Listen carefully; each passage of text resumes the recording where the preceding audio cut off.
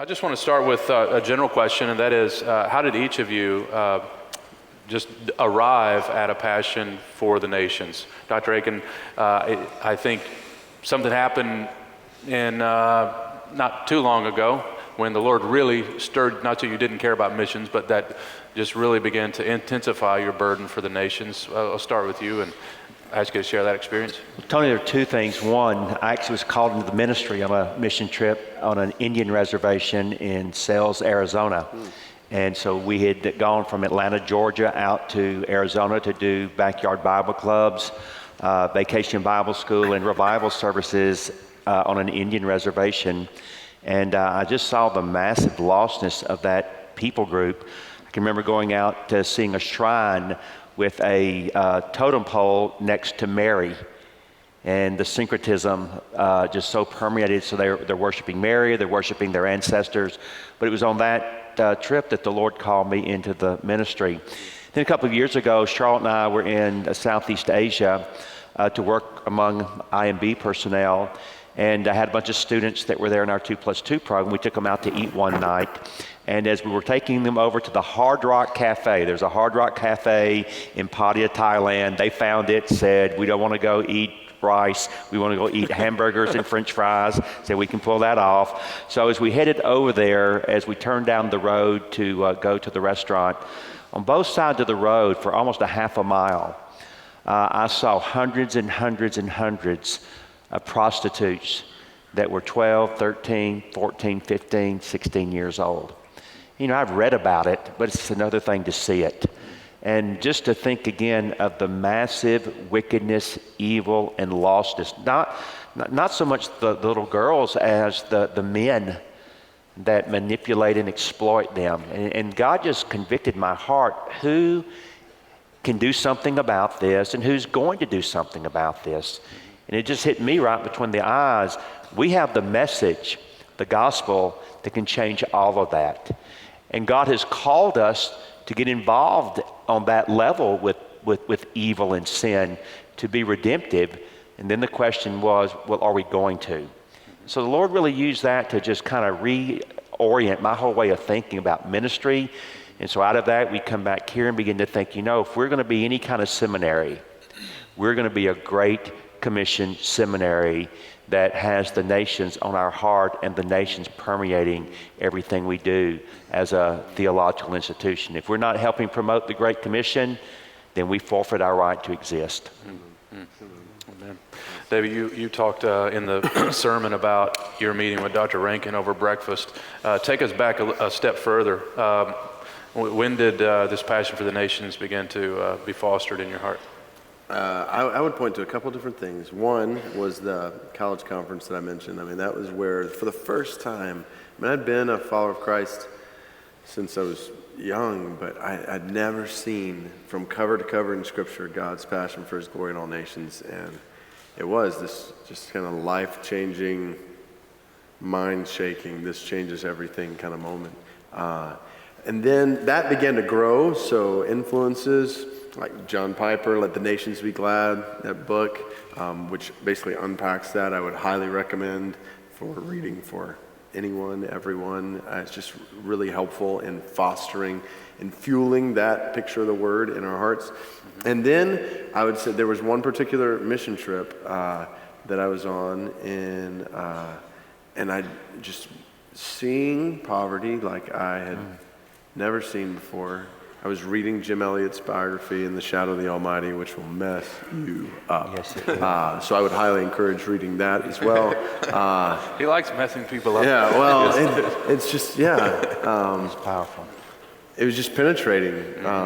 He talked about how the spirit of Laodicea is on the church in America today, and the dust on our Bible covers and the way we use our money testifies to it, and we've got to open our eyes. And so I just remember having another jaw on the ground kind of moment, flying back on the plane from that mission trip, just thinking, all right, my future, everything's got to change from this point. Like I've got to make sure that these what I've seen in the Word is being practiced in my life in the world. So and then that led, and I really thought about a year and a half, almost 2 years ago now, I was on a trip in Nepal, and the Lord was doing unusual work in my heart that I knew. I mean, at that point I was pastoring a church that I love and would have been happy to pastor for the next 40 years, but I could tell he was doing something unusual in my heart, and I started thinking maybe I need to move to Nepal specifically, and so I'm wrestling with that. A lot of time walking on trails to pray and think, and that's what I'm wondering. I started asking the guys who live there, like, what is it like to live in Nepal, and can I come visit your house? And all the questions that I know Heather's going to ask me when I get back. And I did. I got back, and it was funny, man. I got back late on a Friday night, and I hadn't been able to talk to Heather much because we were in these mountains, and she's like eager to hear. And here I am thinking, how am I going to tell her? And I'm saying, let's just wait till tomorrow. And she's like, no, I want to know now. Like, what? Tell me about everything. So we're laying there in bed. I'm just kind of scrolling through my journal, sharing all kinds of different things. And like, true story, right about the time when I got to, and I think maybe we need to move to Nepal, jet lag, I just fell asleep. And my poor wife, so there her head is on my shoulder, like tears streaming down her eyes as she's got visions of our family in Kathmandu, and I'm snoring over her. And so we wake up the next morning, she's like, I think we need to pick up where we left off, because it left off with us in Nepal. And so just wrestling through, what do I need to do? And so again, this is where I hope that wrestling is evident in a sense in all of us, like a desire, but it was during that time, then not long after that, as I actually was exploring the possibility of Nepal, that the Lord ended up leading me into the position that I'm in now. So all that to say, it's just been a journey that just deepens every step of the way. Afshin, I know you have a bit of a different story, but we heard some of it last night and was remarkable, encouraging. I went home to tell my wife all about it. Your passion for the nations? Yeah, I like what David just said at the end there about it's grown and intensified as I've followed Christ. But I think for me, obviously a little bit different from the very get-go. When I became a Christian, my family are not, and so from the very beginning, I knew people obviously very intimately that I loved, desperately loved, who did not know Jesus. And so for me, it came right at a conversion, honestly, that I had a heart for, my family and all my Iranian friends that I knew that didn't know Jesus. And so, but still, I don't think it had clicked completely until I remember a couple of weeks. I've been a Christian for a couple of weeks. In the church I was attending in Houston, a guy came up and said, hey, I had just started college, but someone in our church paid for you to go on our mission trip with our student ministry to San Francisco. And I remember asking, what's a mission trip? And he's like, well, we're going to go and tell people about Jesus. And literally I went, yeah, we should do that. I mean, that's like it hit me like, yes, And so there I was going door to door on Haight Street in San Francisco, telling people about Jesus. And so really that just kind of continued on. And then as I was talking about last night, as I started looking at Scripture, I see God's redeeming a people from among all nations being the theme from cover to cover, from coming to Abraham in Genesis 12, as I was sharing, and David mentioned it too, from there all the way to the end to Revelation. That's what he's about. And so, and then one other thing I'll probably say is being a part of a ministry now where I get to go into the Middle East to train Iranian men and women who've come out of Iran and feel called to the ministry. And we train them, and they go back into Iran and plant underground churches, and seeing those individual lives. Because some of them, they come to this neighboring country, and in the back of their mind, they're also thinking, maybe this is my doorway to get to the West. Maybe this is my doorway to get to America. Everyone wants to get to America.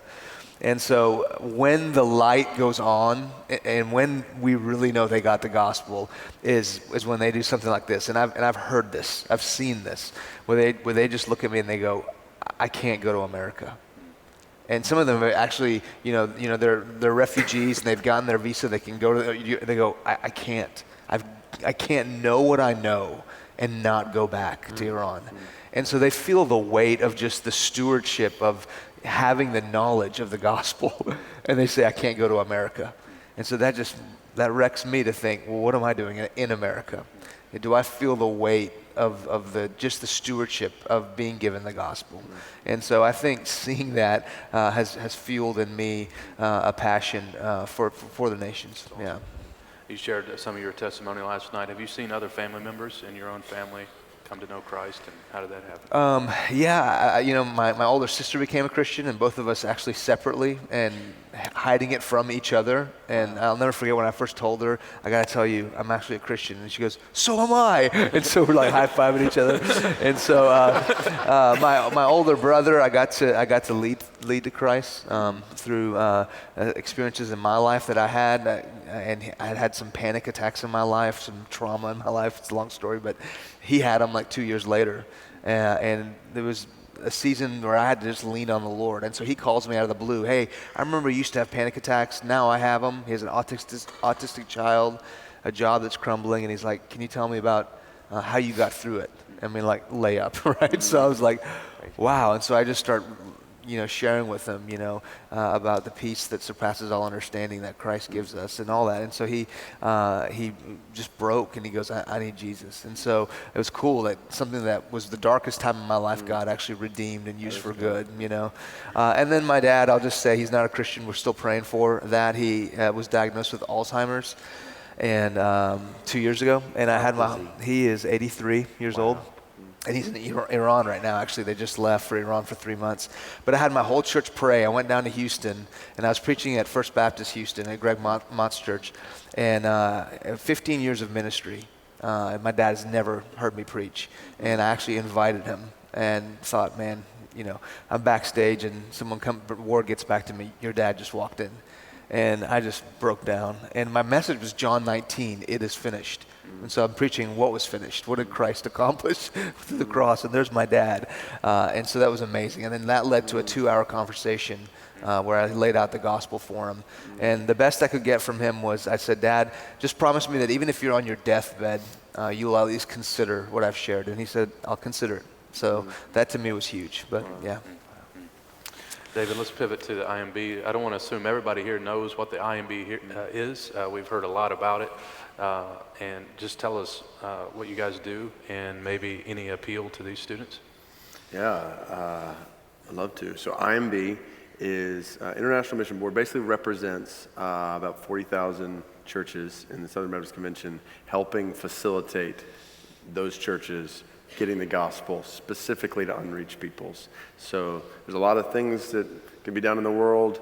We're zeroed in on proclaiming Christ where he's not been heard. And so we help fuel short-term, mid-term, long-term sending from churches, people who are going in a variety of different capacities all over the world. So, and so we partner with churches to empower missionary teams who are making disciples and multiplying churches among the unreached for the glory of God. And so we have specifically, so just to apply it to this room, all kinds of opportunities, short-term and mid-term, as well as long-term, for people to get in the pipeline and go. And so the booth in the exhibit hall, I mean, there are people there who would love to connect with practical things. We've even got, everything from here's an avenue for a short-term trip, or we've got semester programs, take a semester and go somewhere. We've got summer programs, take a summer, a year. We've got a 2-year program called Journeyman people can walk through. So there's avenues on all those levels. And then there's even, in the context of different degrees, opportunities for internships where you can actually get credit, depending on schools, how it works. But we've tried to set it up to fit in with accreditation issues in different schools, but to where you can get credit for an internship overseas. So using your gifts and skills as opportunity platforms for gospel work among unreached peoples. And so that's what drives us, fuels us. And my hope is in the days to come, we'll be opening up all the more pathways for limitless people to leverage the opportunities God's given us for the spread of the gospel among the unreached. And Tony, we partner with the IMB in almost all of those programs where they can get credit while they're earning their degree here, either on the college level or the seminary level. So we love the partnership that we have, and as the IMB brings out new things, we do our best to complement that, because we see the seminary is not only a servant to the churches, but we also see our calling as a servant to the North American Mission Board, and in particular to the International Mission Board. That's great. Dr. Akin, I'd like for you to make an appeal to men. I know you have a good bit to say about the lack of men on the mission field, particularly some of our journeymen. A word you might want to offer today? Yeah, and I want to try to be not too hard, but it's difficult not to be too hard because men really have been derelict in this area. A couple of years ago, as I was going around, back over a number of years, it just kind of became very obvious to me there was a real disproportion of women on the mission field and men on the mission field. And so I called the IMB and said, I'm just curious, what's the breakdown of male-female? And they said, well, that's kind of hard to answer, we're so big. And I said, okay, take the journeyman program. You're a college student, just 2 years on the field, not 5, not 10, just 2. And what's the breakdown there? And so they called me back a couple of days later and said, well, we've got that data for you. And I still remember this as long as I live. They said, we have 331 journey girls on the mission field and 126 journey men on the mission field, which is 2.5 times more ladies than guys. Well, then I got a phone call from a vice president IMB. I thought I was getting called to get fussed at and you know, my hand slapped for snooping around. He said, I understand you've been asking questions about our male-female ratio. And I said, well, yeah, I did. And he said, well, let me tell you about West Africa. He said, West Africa is one of the most difficult regions in the world for us to get personnel into. It's very poor, it's very hot, arid, it's very radical Islam in a lot of those places. But in recent years, God's been very kind, and he has begun to raise up journeymen, in particular, that are willing to go to West Africa. And he says, as of today, this was a couple of years ago, so I want to be where maybe things have changed, I hope they have. But he said, as of today, we have 50 journeymen serving in West Africa. 48 females and 2 males. And I just have to be honest, Tony, it just brought me under mammoth conviction for the male gender. I just began to ask myself the question, what are we doing over here that would cause, and I praise God, I thank God for our courageous, brave sisters. But where are the men? And here's the deal, brothers. A woman cannot witness to a Muslim man. It is not allowed. So by our not going, we're condemning millions and millions of Muslim men to hell without even an access to a witness. And so I just began to urge men, look, I'm a huge sports fan, but you know what? It doesn't really matter who wins the Super Bowl. It doesn't matter one whit who won the national championship this year in the light of the value of a soul. And that we've got our priorities so screwed up and our values so messed up, and it's time for men to really step up, play the man, and be what God created us to be, what God redeemed us to be, and what God is calling us to be. We need real men, masculine males that are willing to go to the hard places and do what God has equipped them, and indeed will give them the grace to do. And so, yes, I want to put the challenge before men. There's a great opportunity. Are we going to step up to the plate? I hope that we will. And I do see more courage in this younger generation than I did in my own. And I hope that they set the pace in a way that we didn't. Can I add one thing to that? Because, I mean, this is still a huge need. And as I've processed through what are all the factors that are contributing to that, I'm confident one of the biggest factors contributing to that is pornography among men. And, I mean, the statistics we see in the church are just, it's baffling. Or just overwhelming. It's pandemic. How many college males, how many men in the church, followers of Christ, who are just engrossed in pornography. And so there are so many reasons to flee sexual immorality. He's commanded us to. It's for our good. We're destroying minds and hearts whenever we sin, but particularly in that sin. defaming the glory of God and people made in his image. But we're also disqualifying ourselves from being a part of the greatest mission on the planet. And the adversary right now is using that to keep men from being the mission force that God has designed them to be. And so I would just, in a fresh way, urge this group of brothers and sisters. I don't think that is just exclusive to men, but while we're talking about men specifically, to encourage this flee sexual immorality for your own sake, for the sake of others, and ultimately for the sake of the glory of Christ among the nations. That's good, David. That's a good word.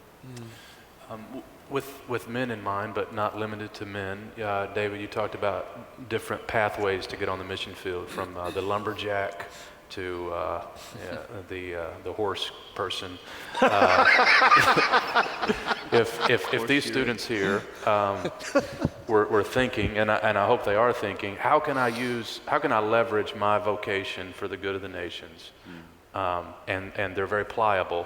What degrees? Do you have any fields of work that would be very useful as a platform, as a means by which they can get into some of these hard to reach places? That's a great question. So I think the good thing is, so I'm going to mention a couple of types of fields, more specific things, but I don't want, if you're not in one of those fields, to think, okay, well, I'm not, so the doors aren't open for me. I mean, no. I'm not about to mention horse betting, but it's there, and there's just so many unique things. So I mean, even we're doing some work right now in some very rural, jungle-like locations. I mean, and I've got some of our personnel saying, "Hey, help mobilize. We don't just need like your suit and tie guys. Like, we need Duck Dynasty type guys on the field. So go recruit some Duck Dynasty type people." Like East Tennessee, right? Yeah. So yeah, there you go. So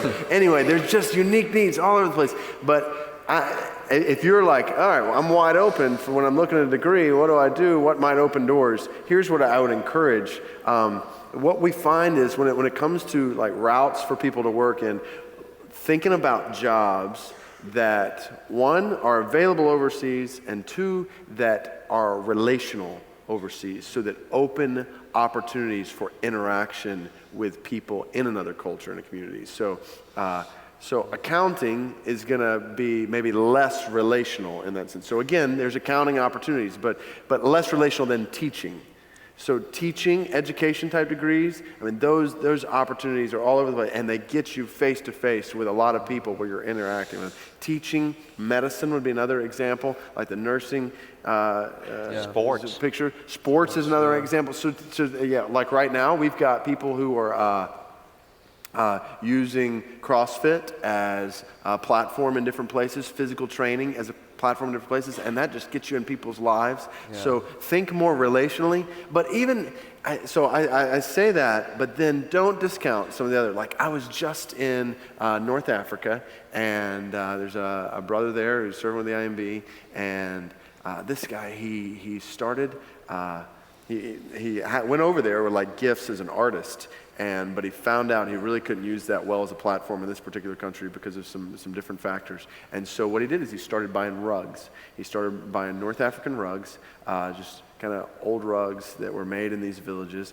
And then he'd buy a rug for like $50, equivalent of about $50, and then he'd pay about $50 to get it repaired and cleaned up, and then so about $100 a rug, and then he'll put it online and he'll sell it to people in New York lofts for like $1,600. And so, I mean, that's rugs for the glory of God among the nations, and just it's robbing people in New York lofts for the glory of God among the nations. So anyway, that's there. And now think about this. Okay, rugs. But what it does is it opens doors for him to go into to villages all across this country where he's at in North Africa and meet people who are making these rugs. He'll take his wife with him, and they'll minister to this family in their home, and they'll take it to these people who are going to fix it, and they're building relationships there. And it makes sense that he's there. So that's the other thing. I mean, otherwise he's living in this North African country, and people are like, "Why are you here?" "Why, I live here." Okay. Yeah. But okay. So imagine this. Yeah. Imagine in your neighborhood, a Muslim family moves in next door, and you never see them go to work, and you say, "What are you doing here?" "We just living here." Right. You start getting suspicious. Exactly. Right? And I mean, for some wrong reasons, as Afshin was pointing out last night. But, you think about hard places to reach in the world. So just Christian comes in and starts living there, and it's like, why are you here? Well, I just kind of live here. They're going to be totally suspicious. But when it's like, yeah, I'm making tons of money off rugs. And obviously making money is not the point. It's what you do with the money. But the whole picture is these open up avenues. So think through, okay, what gifts, what skills do I have? What desires do I have? Opportunity to study and particularly in ways that are going to open up relational avenues. Yeah, I love that. And what we try to tell our people at Providence is, look, you'll get to places that I will never get to, that we elders will never get to. And if we're all called into, full-time vocational ministry, we're limiting ourselves. But we're all called, as David said, to be on mission. And so your career is just your entry into the world to fulfill that. So we like, if you're a Christian doctor, we'd say, look, we want all of us to think, oh, you're a Christian ambassador for Christ. Your disguise in this world is as a doctor. How does that change the way you live? Or your entry into the world is as a doctor. So being a doctor isn't just the means by which you put food on the table for your family, but being a doctor is again, your area that maybe I'm not going to get to, where you can be on mission. And so a classic example of this for me is Greg Mott, as I mentioned earlier. He and I are buddies. He used to lead Breakaway at A&M, which is a big, giant college ministry. And he said that one of his former students called him years later, and this guy is now like the Jack Bauer secret, covert ops guy, CIA guy. And so he calls him and he goes, "Hey, Greg, can you get me Bibles in Arabic?" And Greg's like, "Yeah, I think so. Why?" He goes, "Well, you know what I do for a living?" And Greg's like, "Yeah, I know what you do for a living." And he goes, "Well, it just kind of dawned on me the other day, man, I go to the Middle East all the time, and obviously I don't go through airport security. We get dropped in." And so it just dawned on me, wait a minute, I could get Bibles in there easily. So if you could just get me a Bible. And so Greg thought, man, there's no way I'm going to get a bag full of Bibles and go through that airport. They're going to stop me. But I'm so thankful this guy saw his calling first as an ambassador, as a missionary, and his career was just his entry into a world that no one else could get into. And so I guess that's kind of crazy covert ops, but as David is saying, so the U.S. government is doing Bible drops for the glory of God. Exactly. Praise God. Exactly. There you go. Any means possible. Well, that's the beauty. Like when you start putting all this together, like you realize, the nations will actually fund the spread of the gospel of the nations unknowingly. If we'll wisely think about our lives, if we'll just change our total perspective on this, then we realize God's sovereign over all things. He's orchestrating all things. Let's surrender to Him and say, how can I fit into all you're doing in the world? Maybe on this subject or a different subject related to missions, books that you guys would recommend, resources. So it's just some next steps for the students. They're getting stirred up. What kind of homework would you give them? Well, I'll piggyback on what David said. Missionary biographies have just revolutionized my life, and I've even written on it, but I'm not going to push my book. I will push the book that David mentioned, Under the Shadow of the Almighty, which is the story of Jim Elliot. My life was changed by Across the Golden Shore, which is the story of Adoniram and Ann Judson. Of course, there are two other Mrs. Judsons because two of his wives died on the mission field, and about half a dozen children died on the mission field. He goes to Burma, Myanmar, like Carrie went to India, both of them 7 years before they had a single convert. But today there are millions of Christians in India because of Carrie, and there's close to 750,000 Baptist believers in Myanmar because of Judson. And they went through incredible hardship, but at the same time, God did incredible things through their faithfulness. And you read these biographies and you find out they're just regular, ordinary people like us with shortcomings and problems and issues, but they were faithful to God and God honored their faithfulness. So I would really urge missionary biographies as a great way to minister to your soul and also to help you capture a vision for what you could be a part of in terms of reaching the nations. And just again, those two titles? The book To the Golden Shore, which is the story of Judson, and Under the Shadow of the Almighty, which Elizabeth Elliot wrote, the story of she and Jim Elliot. Afshin? Yeah, I would echo what David said. Let the Nations Be Glad is one for me that's just been revolutionary. And I will push your book, Dr. Akin, because actually I came here to preach at chapel and you gave me that book and I read it. And I think it's a great book because it's just 10, is it 10? There's 10 missionaries and they're short biographies. So if you're saying, man, I don't know where to start, that's a great first book just to get a good overview of these 10 lives, and it will wreck you. And then maybe as you read those, one of them is going to stick out, and then you can go get a more in-depth biography. But so that's why I like that about that is I'd recommend it because they're 10 short biographies of mission, and I think it'll stir your heart for sure. Yeah, I would see the 10 Men and Raise You, the 5 Men book. First as well. He's got 5. I don't know if you've seen the smaller. Oh, really? Yeah. Okay, no. Yeah, five missionary biographies. We took a group of men on a mission trip, their first trip, and I had them all read that. We would go through it every morning, and it's very helpful. Yeah. What's it called? 5 Men Who Changed the World? 5 Who Changed the World, and then 10 Who Changed the World. Okay. Dave? I would obviously echo those, and I would add, so on a more just really practical level, a couple, there's one called Cross-Cultural Servanthood that's just, it helps you think through when you're crossing cultures for the spread of the gospel, things you need to be aware of to not do stupid things in crossing cultures. And so we don't realize we have a context and other people have a context, and the way we act, they're interpreting through their lens and we're interpreting through our lens. And so, I mean, just simple things like when you're in India and they're bobbing their head like that, it looks like a no, but that actually means yes. Like, that's pretty important. Right. Would you like to trust in Christ?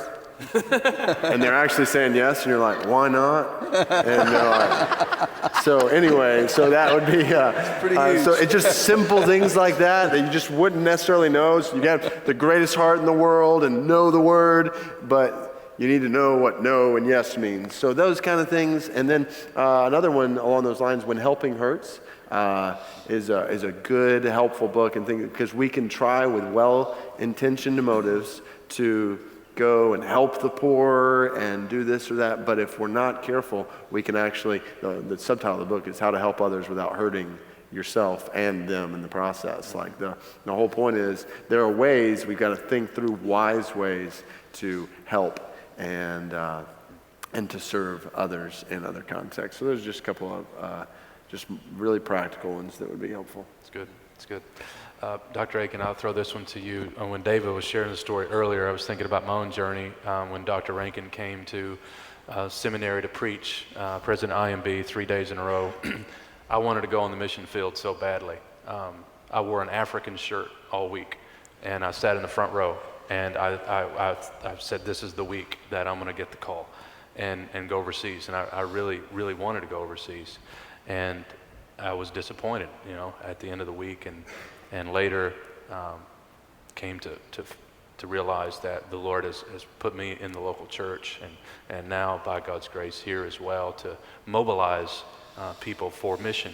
And I still internally have this desire to move overseas and to be an international missionary, but I feel as though this is the calling I have is to equip and mobilize, to go when I can, and so on. Your reaction to some of that, and your appeal to some who are going to be pastors, perhaps in this room or watching online or later. We got a lot of money being spent in a variety of ways in local churches, massive buildings and all sorts of things. What would be your appeal to pastors related to mobilizing their congregation for mission? I love what David said this morning. Praying fervently, giving sacrificially, and then going wherever it is God has you, but with a willingness to go elsewhere if he calls you in that regard. I think pastors have got to learn to let go of their people so that they can actually do what pastors are called to do, which is equip others to do the work of ministry.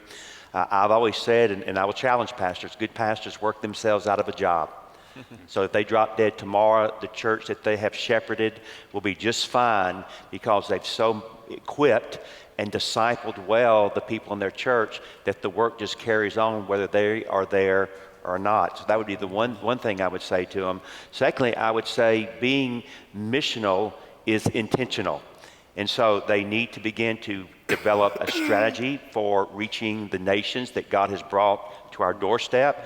They need to be intentional in reaching the nations. So adopting a people group, setting up short-term trips, midterm trips. As David said, I believe last night, one of the greatest, or I've heard him say before, one of the greatest avenues for getting career missionaries are through short-term mission endeavors. And so I would say this, start close and start easy, but then move on up the ladder to where you're doing longer trips, harder trips. You start the way that I mentioned, you at least start with a really positive experience.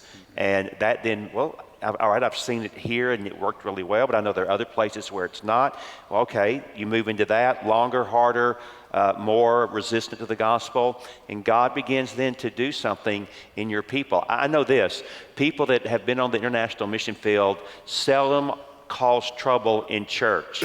So get your troublemakers, get them a passport, put their butt on a plane, send them to the nations, and if they do come back, they'll probably be better for it. Yeah. Amen. And maybe they won't. That'd be great. And maybe they'll stay. Yeah. Yeah. It's exactly what we want on the field. That's great. Hey, let's stay on the topic of the church. David, do these students need to be members of a church? Can they do mission better apart from the church through parachurch? Or what is the relationship between the church and the nations, as we're talking about the nations this week? Yeah. So one of my greatest regrets from my time in college was a lack of meaningful membership in a local church. If you were to ask me what is my greatest regret from college, I think that would be it. So I was involved in the campus ministry. I was doing all kinds of different things, and I am so thankful for all those things. But I was not plugged into a local church with a body of Christ, multiplicity of ages, gifts, skills that I'm serving and I'm being served by. And so I would highly exhort, if there's not meaningful membership, I'm not just talking your name on a roll somewhere, but meaningful membership in a local church, to make that a priority this semester immediately. And to anybody, like this is where, when I speak at a conference like this, and I say, I'm hesitant to say to anybody at a conference like this, okay, let's stand if you believe the Lord is calling you to move overseas as a missionary. I would be hesitant to do that in a room like this. And instead, what I would say is that I would say, if you are sensing that desire in you, and if there's a physical involvement, physical movement, it'd be stand if you would say, I'm going to go to the leaders of my church and share this with them and begin a process of discernment alongside them to know if the Lord is leading me to do this. Mm-hmm. And the reason I emphasize that is because this is not just an individual decision. This is a church decision, biblically. Acts chapter 13, the Spirit said to the church at Antioch, set apart for me Saul and Barnabas for the work to which I've called them. And so it's a process that should be walked through with the church. And the church laid hands on them and sent them out because they saw the Spirit was doing this. And so even in the church I pastor, we wouldn't have, all right, stand up if you're going long-term overseas. We would say, stand up if you are sensing the Lord saying He might be leading you in this way, and you want to have conversations with the church about that. And so you walk alongside that with the church. And the church helps you see, well, I mean, in many cases, there would be people who come to me as a pastor and be like, okay, I believe the Lord's leading me to go overseas. And be like, okay, or let's begin walking through this journey. And you start walking the journey, and then you realize they're not even making disciples right here. It's like, well, okay, like I want to affirm this desire in you. At the same time, you're not going to become a disciple maker on the plane.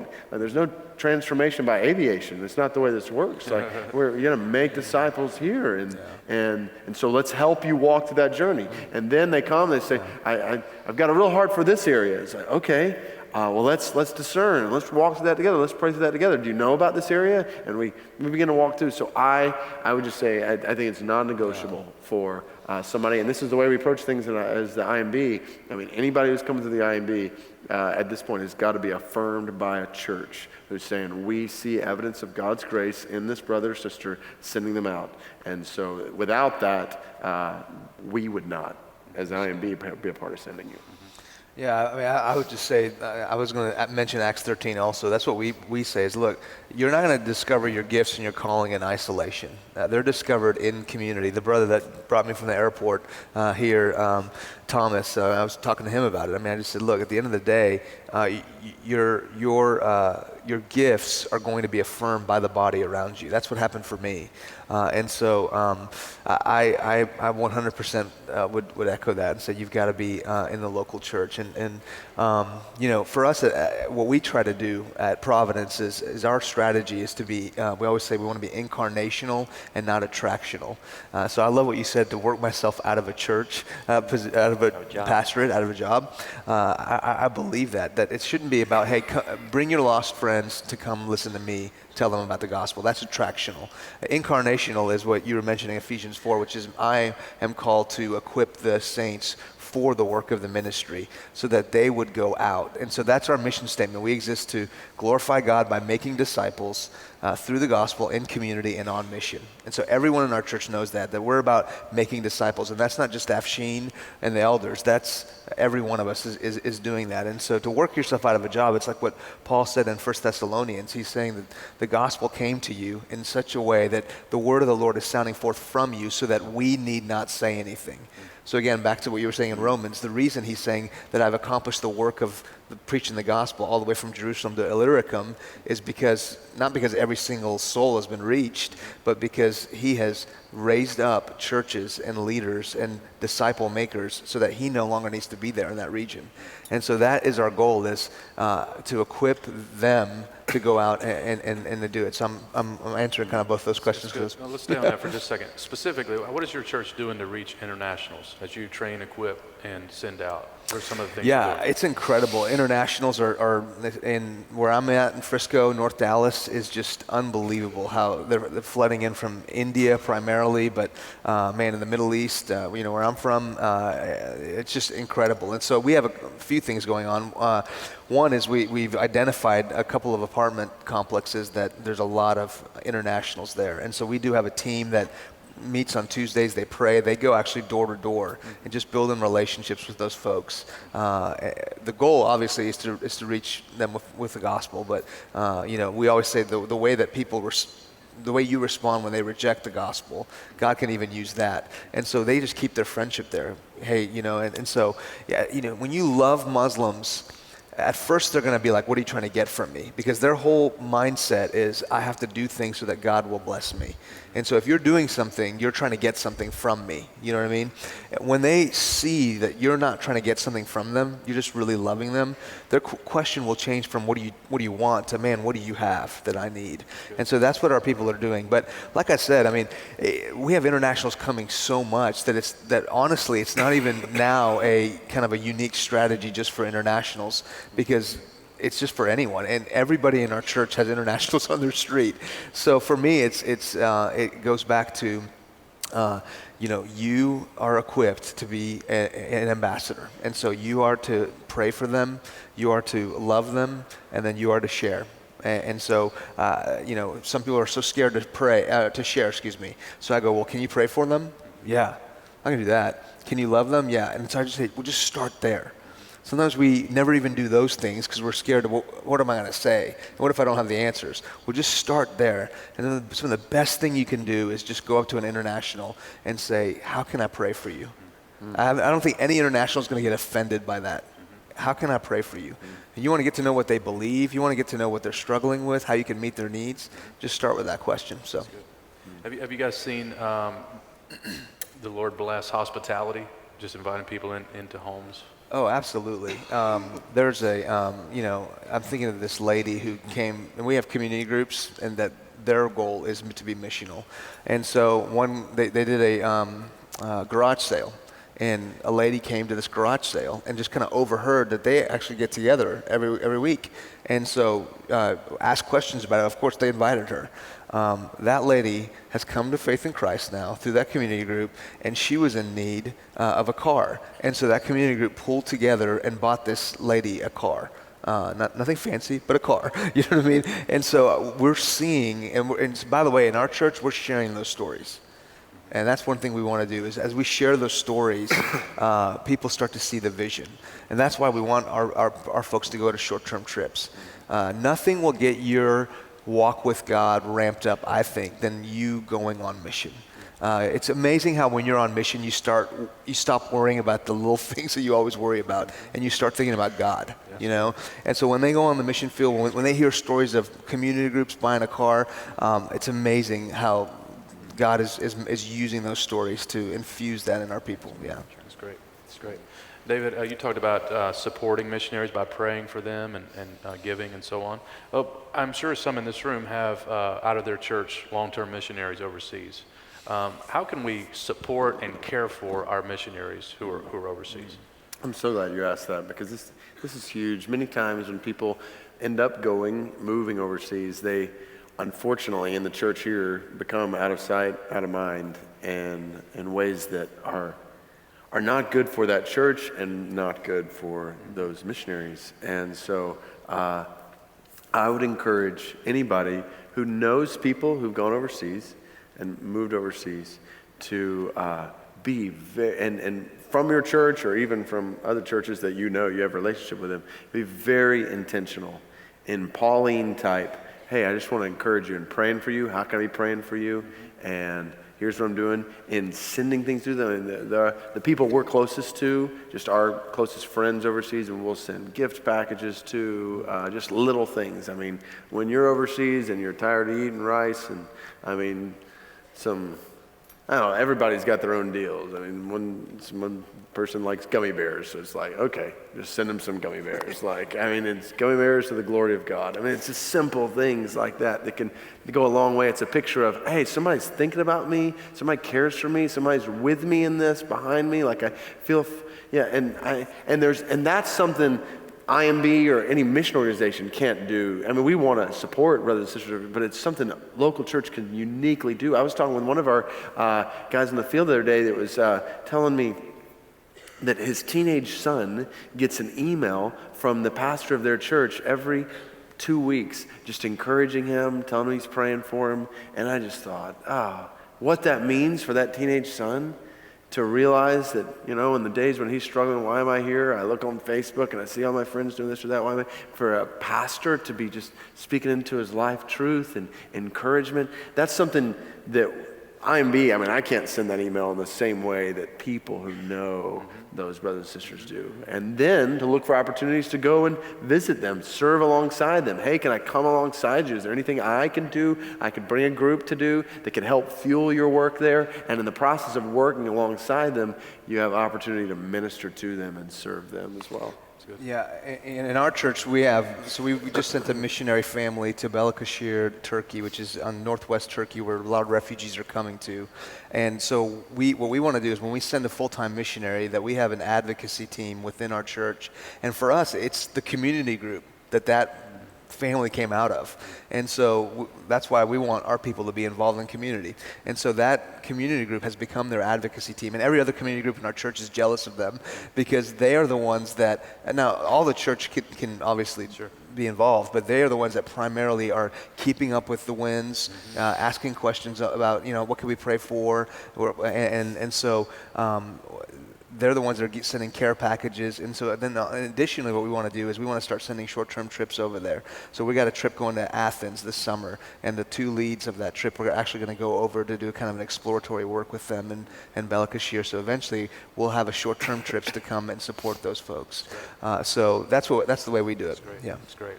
So Dave, just for the record, you're against goldfish in the children's ministry, but gummy bears for the nations is acceptable. If anybody doesn't take anything else away from this weekend, I hope they take that away. That I'm against goldfish kids. How do you guys respond? I'm just playing. You know I am. Are we playing ball later? Are we playing ball? Yeah. What? I'm sorry, guys. It's personal conversation. What are you talking about? How do you guys respond to people who say, that's all you ever talk about is the Great Commission? That's all well, now you're an IMB guy, so you pretty much have to. It's acceptable. But when you were in the church, I imagine, and I imagine you as well, Afshin, talking about missional living and so forth. Yeah. How do you respond to that kind of criticism? Because I'm sure we're going to turn a bunch of students loose, and that's all they're going to be talking about. And they're going to start getting heat. And I guess they could blame it on you. I mean, everybody else blames everything on you pretty much, and Russell Moore. And so how do you guys respond to that kind of criticism? I'll just say this. I remind people that last words are meant to be lasting words. And Jesus could have said a lot of things before he ascended back into heaven. But the last thing he said was, go and make disciples of all the nations. That must be very, very, very important to him. And therefore it should be very important to us. Yeah, I mean, for me, we preach verse by verse, and it's really difficult because we went through John, then it's the whole thing is so that you may believe. Then we went through Acts. I mean, talk about every week was be on mission, be on mission, be on mission. And then we walked through Romans, and as you said, it's essentially a missionary support letter. And so for me, it's almost like as I'm preaching through the Bible, I'm like, look, if you just look at the Bible, it's the entirety of the message. This is what we're about. And the Romans 16 passage that David was preaching out of, it goes on actually to talk about just beware of people that want to divide the church. You know, they're only thinking about themselves. And so I think going back to what I said earlier, when we constantly are thinking mission, it's amazing how the little stupid things that we debate about, that we divide over, kind of go away. And we say, who cares at the end of the day on whether you're correct on your eschatology or me? I mean, at the end of the day, the most important thing is, are we all doing what Christ has called us to do? And so that's probably what I would say is look, if I'm in the Bible, I can't avoid the Great Commission. So. I would say, like, so somebody says, well, all you're talking about is the nations, or you're getting too passionate about the nations. One, just be encouraged.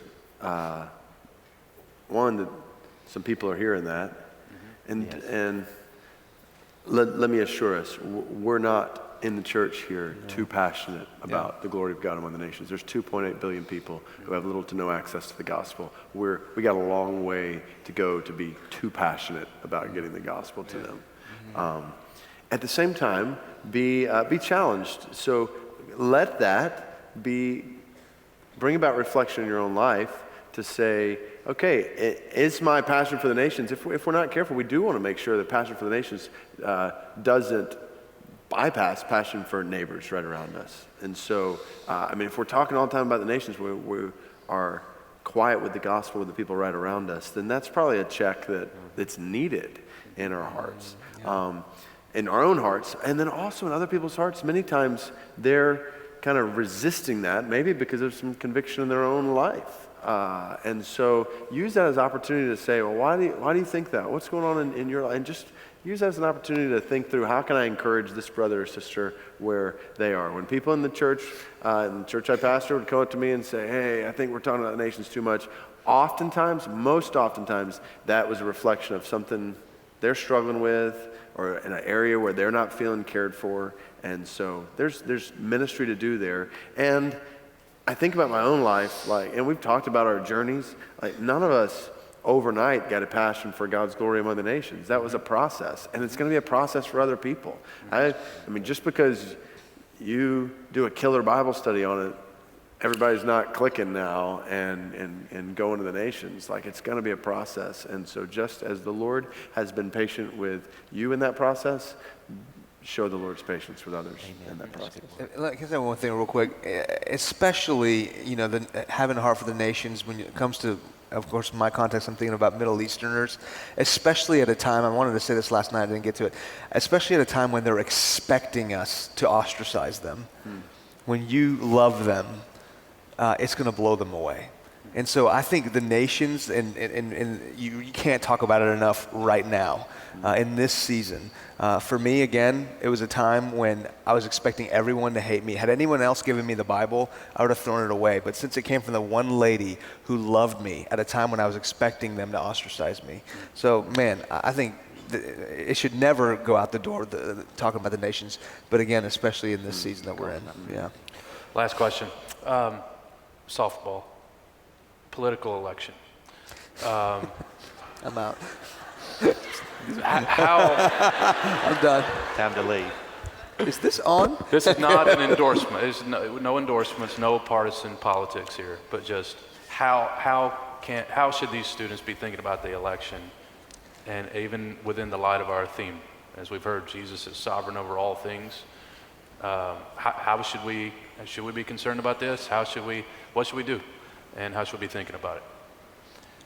Well, I think good followers of Jesus are involved in the political election process. So all of you that are here that are of age, which would probably be most all of you, you need to be registered to vote, and you need to vote. And you need to vote in every election that you can, and you should vote your convictions, which I would pray will line up with biblical and theological convictions. And so allow those convictions to guide your decision making when it comes to who you elect. And then recognize that we should be praying right now for our elected officials on all levels. And whoever wins the elections next year, we should pray for them as well, that God will grant them wisdom and discernment, and that they will lead us well. I believe that's what Romans 13 and also 1 Peter admonishes us to do. But vote your convictions and pray that your convictions line up with Scripture, and be wise, discerning, ask a lot of questions. Do not allow yourself to get swept along by a tide of popularity that if you will just stop and take a good look, you'd be embarrassed to be a part of. I'll leave it at that. That's a good answer. Do you want to improve on that? No, that's what I would say. Ditto. Perfect. What he said. I won't presume to add wisdom to that. I would just echo in a sense that for followers of Christ in a representative government like ours, passivity in politics is not an option, I don't believe. And by that I mean we have a God-given responsibility for the leaders who are elected and the laws they create. Like that, we won't stand before God one day and say, I didn't have a part in that process. He's given us a part in that process. And so that's what I mean, passivity. We've got to use the stewardship that God's given us. And I think the other thing that comes to my mind in this whole issue is just there has been in my own life a passivity. Take abortion, for example. For most of my life as a Christian and most of my ministry as a pastor, I just looked at that as a political issue that I didn't need to talk about, that I needed to address, and that was shameful passivity for which I have had to repent. That is not primarily a political issue. That is a biblical issue. Yes. Psalm 139 makes that far before it's a women's issue or a children's issue, that is a God issue. He's creating in the womb. And there's no room for political neutrality on an issue like that when you believe this Bible.